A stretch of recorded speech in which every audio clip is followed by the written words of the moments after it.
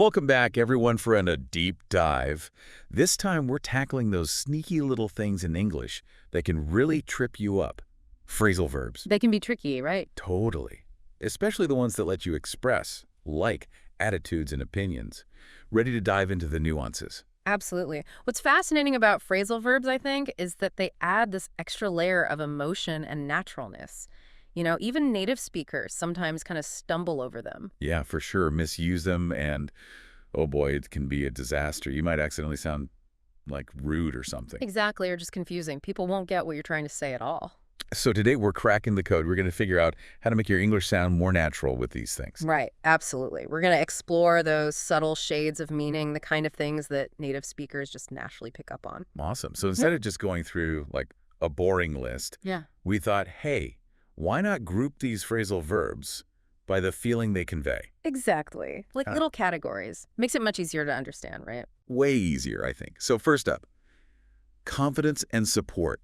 These are the ones you use when you're like really sure about something or when you want to show someone you're on their side. Yeah, like cheering them on. Totally. Okay, so a great example here is believe in. It's stronger than just accepting something as true, right? Oh, yeah, definitely. It implies like having faith in something, in an idea or a person or even like destiny. Okay, so I believe in you. Exactly. Powerful stuff. It's not just about thinking someone is capable or whatever. It goes deeper than that. It's about expressing this like genuine confidence in their potential. You're invested. You're putting your faith in them to succeed. Exactly. And that's where the whole subtlety of phrasal verbs thing comes in. Like you wouldn't say, I believe in this chair unless you were, having a very abstract conversation about furniture design or something. Right, unless it's like some kind of magic chair or something. Exactly. But you can definitely say, I believe in this project if you're like totally passionate about it and you know it's going to be amazing. So you're saying there's this real feeling behind it, not just the literal meaning of the words. Exactly. Okay, that's believe in. And speaking of feelings, let's move on to go for. Now this one's got a couple of different shades of meaning, especially when you're expressing like your attitude about something. It does, doesn't it? Like on one hand, go for can be about ambition, like when you're aiming for something big, something challenging. Okay, so like she decided to go for the top position in the company. Exactly. That tells you she's not afraid to like go after what she wants. She's ambitious. Yeah, it's like she's saying, I'm not going to sit around, I'm going to make it happen. Exactly. That go-getter energy. But then go for can also express just like a really strong preference, especially in casual conversation. Oh, yeah, like I go for spicy food over bland dishes. Yeah. Bring on the heat. Exactly. It's like, give me all the flavor. And, it's way more enthusiastic than just saying, I prefer. It's got that passion behind it, like you're really into it. Yeah, you're not just saying it, you're feeling it. Okay, so we've got believe in, we've got go for it. Now let's move on to look up to. Yeah. This one's all about admiration, respect, that sort of thing. Yeah, when you really admire someone, like a role model, a mentor, someone whose qualities you kind of want to like embody. Yeah, like he looks up to his older brother because he's like a successful musician. Exactly. And, in lots of cultures, looking up to elders, people with more experience, that's deeply ingrained. It's how we learn and grow. Okay, so it's about recognizing their wisdom, seeing them as a guide or something. Exactly. And this is where phrasal verbs can actually tell us a lot about a culture, too. Like how we use look up to says a lot about what we value in society. That's a really interesting point. You're not just learning the language, you're learning about the whole culture behind it. It all connects, right? It does, it does. All right, so those were some phrasal verbs for expressing confidence and support. But let's switch gears a bit. Let's talk about those moments when you're like not really agreeing with something. Disagreement and rejection. Okay, yeah. So here's the thing. When you're disagreeing with someone, especially in English, the phrasal verb you choose can make a big difference in how your message comes across. For sure. You can sound polite, you can sound rude, it all depends. Exactly. So let's start with object to. This one's a bit more formal, often used in professional settings. Okay, like some employees objected to the new policy changes. Exactly. It's not a flat-out no, but it signals that you have some concerns, You've thought about it, you're not just being difficult. Exactly. And now let's look at opposed to. It's similar, but you can use it in more situations, both formal and informal. It's a more general kind of disagreement. Okay, so they are opposed to the new construction in the neighborhood. Exactly. It's like drawing a line, This is where I stand. So you've got object to for more formal situations and opposed to for, like, everyday disagreements. Yeah. Got it. But what about when something just, like, rubs you the wrong way, like you're totally turned off by it? Ah, yeah, then you might use put off. That's when you're like, nope, not for me. You're discouraged. You're repelled by something. Like, you're excited about this new restaurant, but then you hear the service is terrible. Exactly. And now you're put off. Yeah, that initial excitement is gone. You're not saying absolutely not, but you're definitely not as interested anymore. Exactly. And it's really important for non-native speakers to understand that put off doesn't always mean total rejection, Yeah. It's more about a shift in attitude. Okay, that's helpful. So we've got object to, opposed to, put off, all different levels of disagreement. But what if you're just, like, done? You want to make a strong statement, exit stage left. Uh-huh. Then you might walk out. That's a powerful one, often used as like a last resort when you just can't stand it anymore. Yeah, think of those moments when people walk out of a meeting in protest. Exactly. Or a performance, they're like, I'm out of here. It's not just about leaving. It's about taking a stand, making a statement. Yeah, you're letting your actions speak louder than words. It's about your convictions. Okay, so those were some heavy-duty phrasal verbs for disagreement and rejection. Lots to think about there. But that's all for our first category. We'll be back soon to dive into even more nuanced ways to express yourself in English, so stay tuned. All right, welcome back to our phrasal verb extravaganza. Round 2. Exactly. And this time we're getting into, well, those times when you're not exactly jumping for joy, but you're willing to roll with the punches, so to speak. Ah, so like those gray areas in life where you got to make the best of it. Exactly. And a perfect phrasal verb for that. Hit me with it. Put up with. Ooh, yeah, I know this one. It implies, like, you're tolerating something. Oh. Enduring it, even if you'd rather not. Yeah, think of it like that neighbor who always seems to have their music blasting late at night. Oh, tell me about it. Been there, done that. You're not exactly thrilled, but you kind of, you put up with it for the sake of peace and quiet, right? Or lack thereof, right. Right.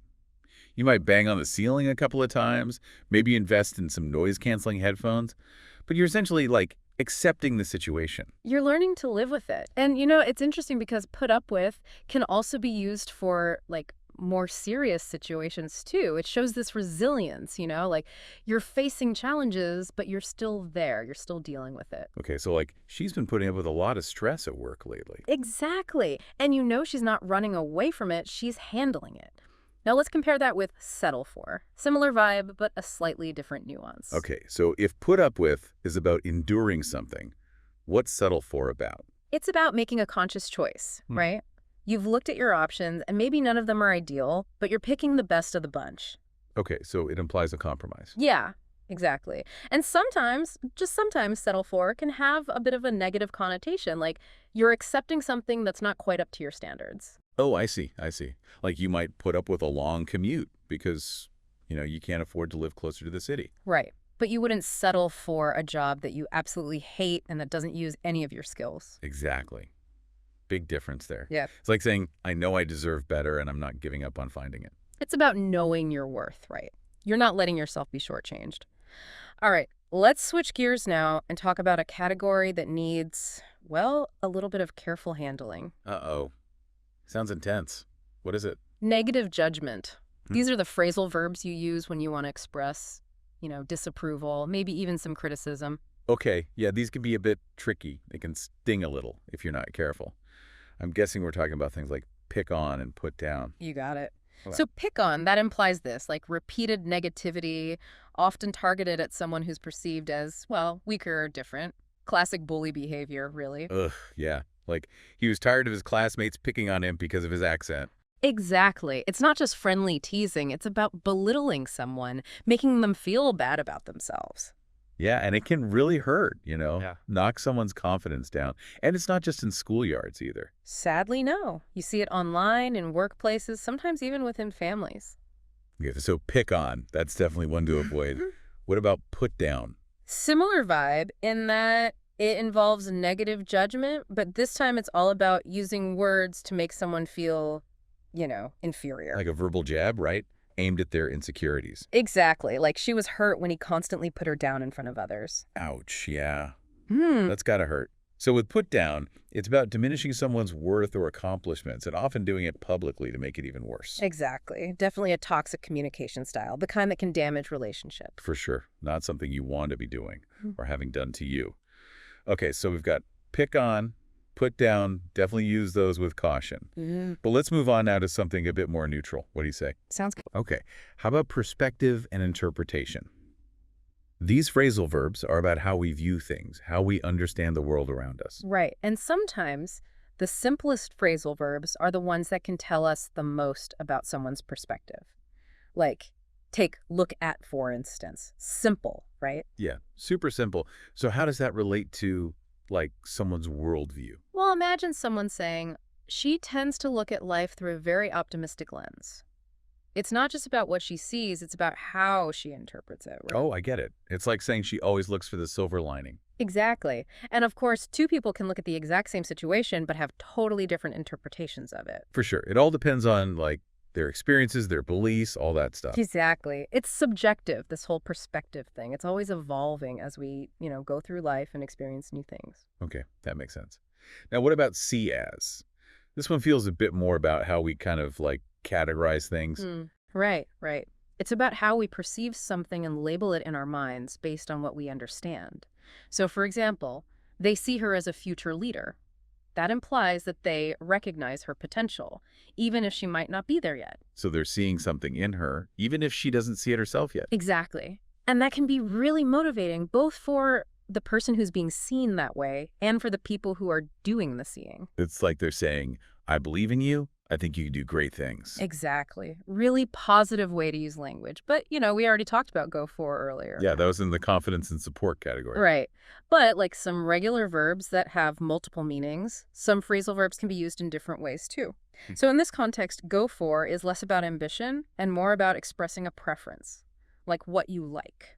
Okay, so instead of saying, I like modern art, you might say, I go for modern art over classical. Exactly. A little more personality, right? It shows that it aligns with your taste. Okay, so go for can be about ambition, a strong liking, or a personal preference. That's one versatile phrasal verb. It is. But we've got one more category to cover before we wrap up. Oh, what's next? Showing off. Oh, I know some people who love to show off. We all do, right? But yeah, this is about those times when someone is, maybe a little too proud of themselves, trying to impress everyone. Like, she's always showing off her new car. Or he can't resist showing off his knowledge of wine. Exactly. Wanting to be the center of attention. But, sometimes it can come across as a bit arrogant. Yeah, if it's too much, it can be a turnoff. So show off, not always a good thing. But what about when you're standing up for something you believe in? Is there a phrasal verb for that? Absolutely. That's where stand for comes in. It's about representing something bigger than yourself, upholding certain principles. Okay, so like he stands for integrity and honesty in his work. Exactly. It's not about bragging. It's about living by your values, walking the walk, not just talking the talk. All right, so that's it for our deep dive into phrasal verbs for expressing attitudes. Wow, I'm telling you, we have covered a lot of ground today, haven't we? We really have. It's amazing to me how these like small little phrasal verbs can just completely change the way you say something, the way you express yourself. They really can, can't they? It's like, adding all these shades of meaning.